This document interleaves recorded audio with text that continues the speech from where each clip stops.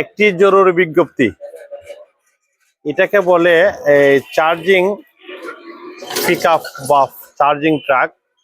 এরকম একটা গাড়ি আমার শোরুমের জন্য প্রয়োজন।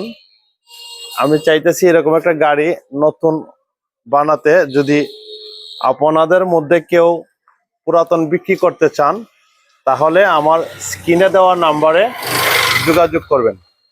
এই গাড়িটি এক ভাই মনে হয় বানিয়াচং থেকে আসছে ওই ফার্নিচার নিয়ে। তাই আমিও চাইতেছি এরকম একটা গাড়ি যদি আমি ফেসবুকে পোস্ট করার পরে যদি পেয়ে যাই তাহলে আর নতুন বানাবো না। আপনারা যদি কারো কাছে এরকম নতুন ফ্রেশ থাকতে হবে, বেশি দিন না, বেশি পুরাতন হলে আমি নিব না। মজবুত গাড়ি যদি কেউ বানিয়ে মনে করেন এই গাড়িটি প্রয়োজন নাই বিক্রি করবেন তাহলে আমাদের স্ক্রিনে দেওয়া নাম্বারে যোগাযোগ করবেন।